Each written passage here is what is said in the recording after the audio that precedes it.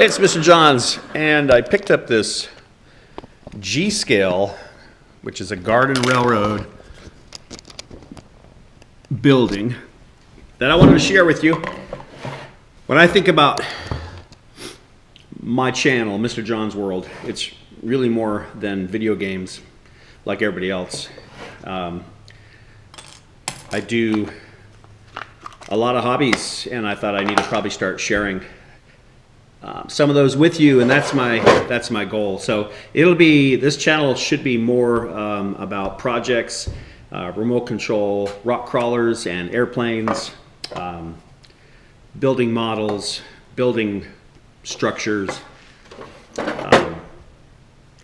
Lego kits and things like that. So this is a G-scale train station that I picked up online. It just arrived yesterday.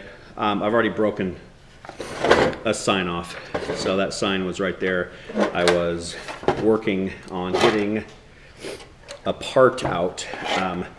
What I noticed was it was missing one of these end pieces, which is over here on my desk. So this little gable end, it's called. So a triangle end on a roof is called a gable. So this is the gable end, and it has some texture to it, and on one side, and then just plastic on the other. So I got a pretty good price on this. It's used, and missing one of the gable ends. Also, one of the windows is cracked and yellowed. So that's not a bad thing, and the other ones aren't in great shape either, but it definitely looks like an old train station, depot, in a little small, like western town, which it got me thinking. I have a pretty cool location in my front yard, and there's a downside to that front yard, where I have some cactus growing, and I was thinking a Wild West train layout with real cactus with some of these buildings would be pretty cool. And then I'm thinking solar powered for the light, so at night they would be lit on the inside with some solar panels, and then the train, just a inexpensive, well, relatively inexpensive, $100, $150 remote control plastic Lionel train set with plastic track. So I have a lot of things going through my head. Plastic track would probably, with the sun, would probably eventually wear out. And so I'm thinking if I paint it and seal it, that should be okay. But it's still the cheap plastic track. But I think that would be okay. And then just kind of have this cool western town with real cactus and a train going through it. Just gives me something to think about. So a couple things I'm going to do with this. One, I think I need to wash it. It showed up dirty with spider webs and junk in it. And then what I'd like to do is take some black paint. I call it watered down, but use some paint thinner and water the black paint down, and then brush it onto the building. That'll sink into the cracks of the bricks, and then wipe it away so it leaves the dark paint in the cracks only, and probably just leave this color the same. There's no reason to paint it. I would like to paint it has kind of a reddish trim, but it's all it's all that color, and I think this should be wood colored, so I'd like to paint that brown. I think it is kind of a reddish brown, so I'll have to think about that. It's not terrible, but just add a little detail, I think, to the train station. And then probably my biggest challenge, other than gluing this back on, I'm going to take this gable piece, which goes in from the inside, by the way, so it comes in like this, and it snaps and glues in place.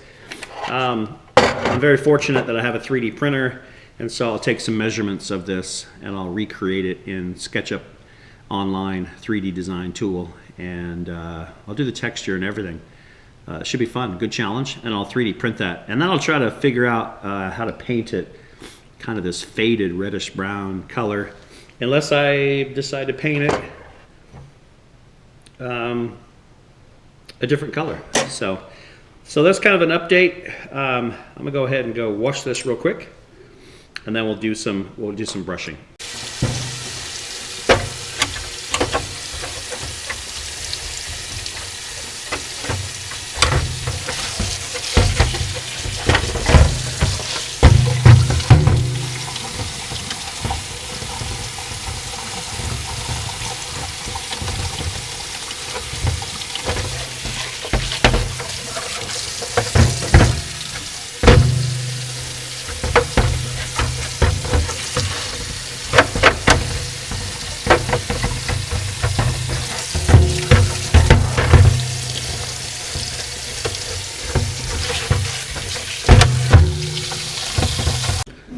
So next I'm going to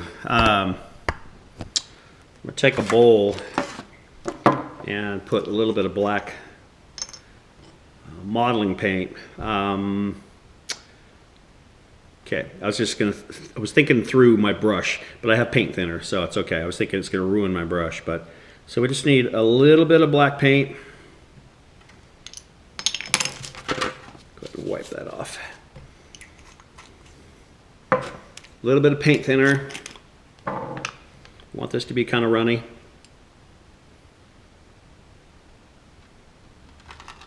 Okay. And then what we'll do is mix that in. So it's really just kind of watery black. And then we can just brush this on pretty liberally. You can see how that automatically soaks into the cracks. It's really cool, actually. It's a great way to get some detail on those bricks that maybe you didn't even really notice before. And then we can take a rag. We really don't want the color to be on the, we gotta be careful. We don't wanna get it out of the, I need a clean rag. That rag was used to clean some of the dirt off. So we want to be kind of careful. We don't want to go into the cracks. So it's kind of a dabbing, and also let it dry for just a little bit. So you can see, you know, it may pick up the detail just a little bit better. Now it may not seem like much, but to me, once that dries, that's going to give it kind of a nice depth to it. So I mean, you can just see right away, and maybe I need to use a little bit more, but it really should sink in.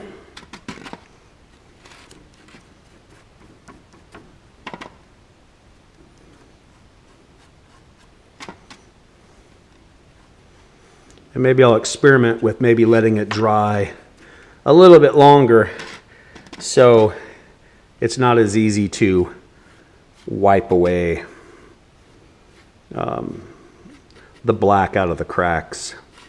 Really simple. I mean, it's a simple technique, but something I've used in other projects. Let's see, don't miss. We don't want to miss these end pieces as well.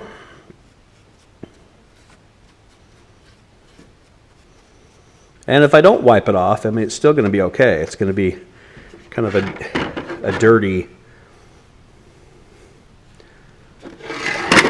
look on the bricks. But this is, you know, this is a train depot way out in the middle of the desert in the Wild West, where there are huge windstorms and just dust everywhere. And I'm starting to run out of the black. I'm hoping I'll make it, but I don't think I'm going to. I might need a little bit more.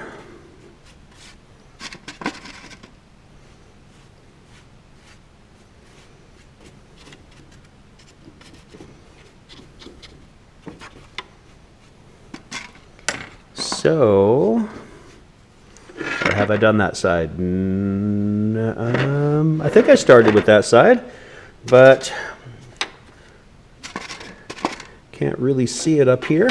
I think I wiped it. I think this is the side that I wiped. So instead of letting it dry a little bit first. So I think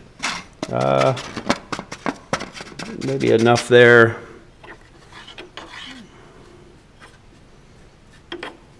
I like how that looks. So I may go back around to do another dose of it. So kind of experiment as I go. So it does look like I need to not wipe it off.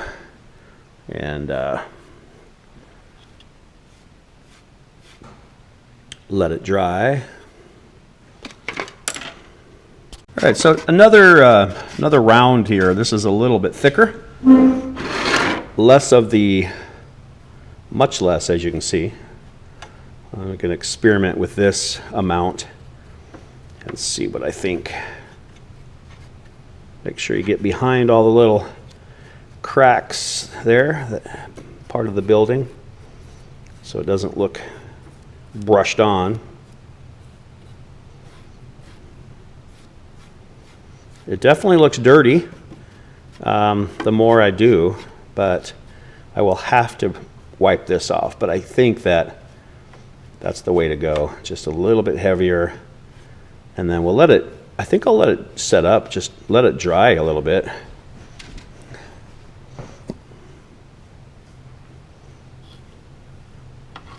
Can't go wrong. You can always wipe it off. I have paint thinner, so if I need to start over, I could wipe the whole thing. So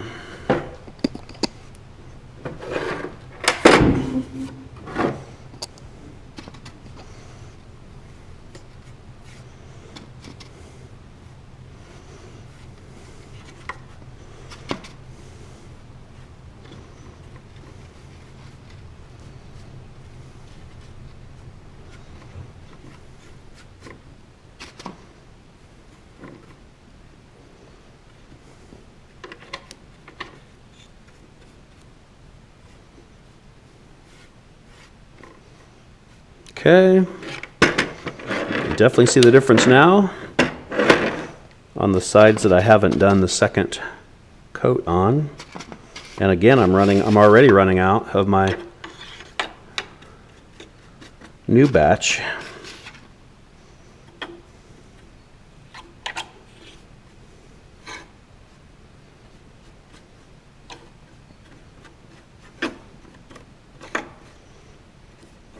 And, you know, we'll see.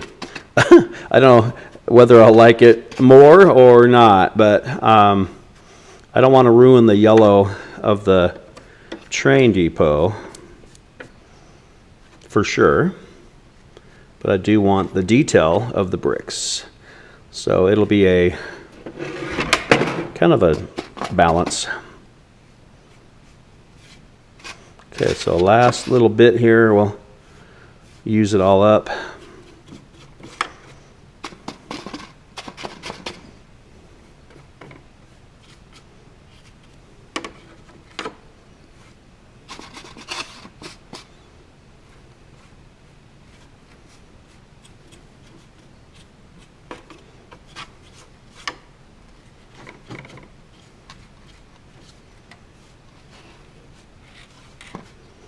Definitely looks dirty. So, oh, don't forget that got a chimney up here. This has the same brick.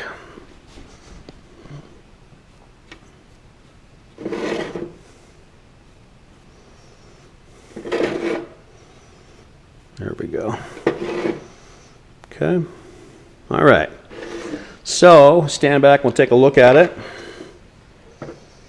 See what we think. Definitely will need to wipe off some of that.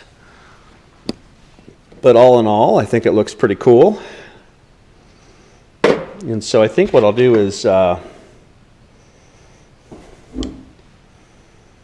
clean my brush out with some more paint thinner and just use it carefully, maybe, or a tissue. And we'll we'll try both and see which works best. So in the end, it looks like just rubbing it with a soft tissue works great, because if I rub like that, it doesn't get down into the cracks, whereas the brush definitely did. So I can just rub off as much of the paint on the outside as I want for a cleaner or dirtier look. But if I'm careful, it'll leave some of the darker pigment down in the cracks. So here's what I need to do. I'm going to work in millimeters, and I'm going to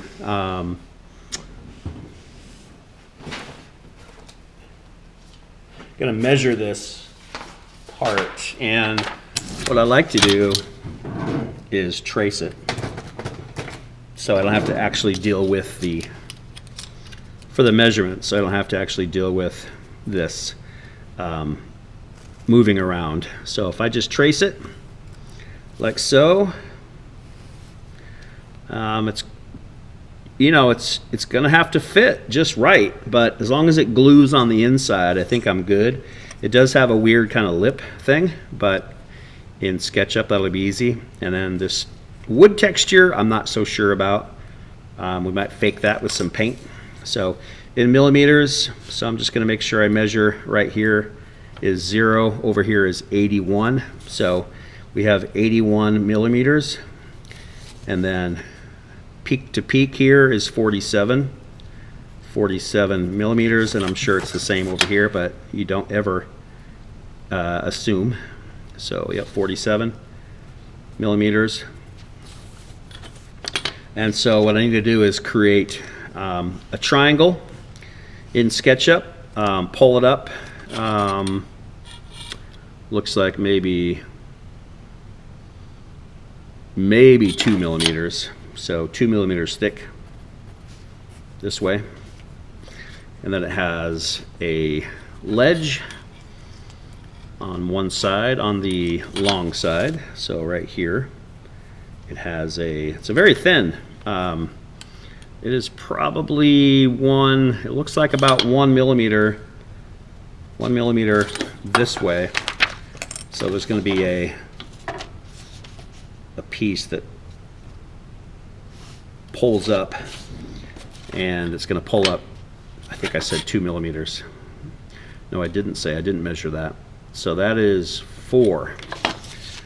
So it's 2 millimeters here. It's 4 millimeters here. So this way, okay. So all I have to do now is create that in SketchUp. I'm loading up SketchUp here. This is not typically the way that I do screen capture, but I just have my GoPro, so we'll see if you can even pick some of this up. So we're gonna just go create new in SketchUp. This is SketchUp Online. And what I want to do here is create a triangle. So I think the smartest thing to use is the pencil tool, and we'll just go down and we're going to draw a line that is 81 millimeters. So 81 mm, enter. And so that's the length of the triangle compared to a human with that guy standing up there. So, and then I think what I want to do is find the midpoint and go up. It's one thing I didn't measure, so I'm going to go back and quickly measure that, because that's going to be a lot easier. So that is 25. So if we just put it on the pink, which is perpendicular, 25 millimeter, enter. And then all we have to do is connect the dots. It's easy. So, okay, so there is our triangle. We do not need that anymore. And we also said that this is 2 millimeters thick. So we're going to pull up, let go, type in 2 millimeters, enter. And so there's a 2 millimeter triangle. And then we have a 1 millimeter lip over here. So it's also going to be, this is going to be green now. Yep, green. So let's type in 1 mm, enter. So there's our 1 millimeter, let's just make it parallel, which is red. And I'm going to go ahead and go right to the edge and click. Then I also need to do the same thing over here. Make sure it's red, parallel, click. I didn't think I hit that just right. So let me see if I can. It should have clicked right there, but let me just delete that.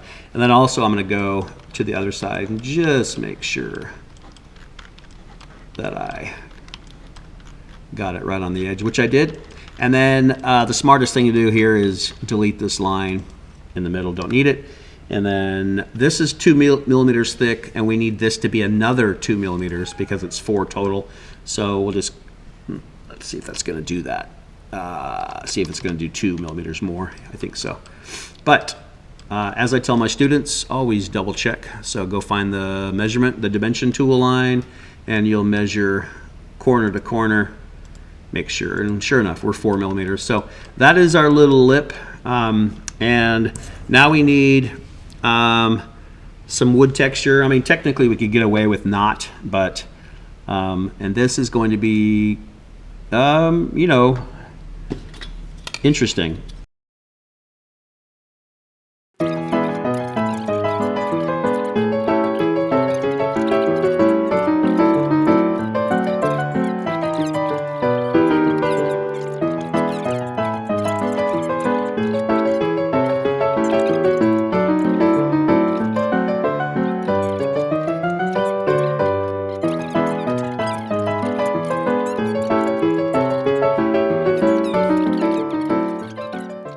At the train station, I've gone through and I've painted some of the wood pieces sort of a brown.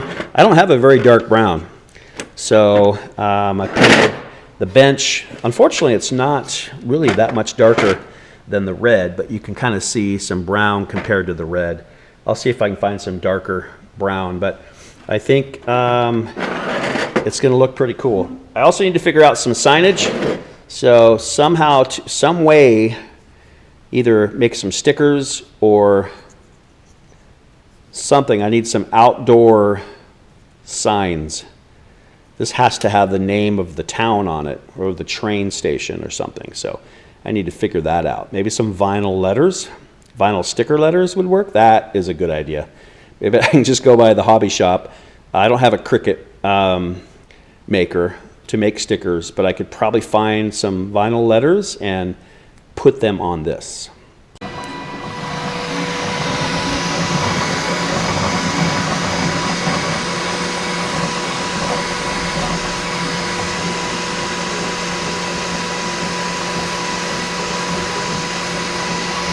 So here we are maybe 10 minutes later with a finished piece that probably is even better shape than the original.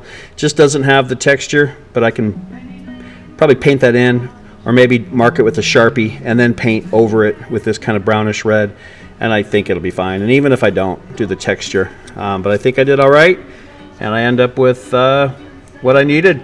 And part of the reason it was so cheap online was because it was missing the piece, which I was able to create, and that's one thing I love about technology. Well, here's how it looks after I added some printed signs. I just put some clear, strong tape over that to waterproof it, and then painted the top of the chimney kind of a blackish gray, and another sign over here. Oh, and that's how the 3D printed part ended up looking. And then unfortunately, I just a minute ago realized I'm missing another gable, and there isn't another one to copy off of.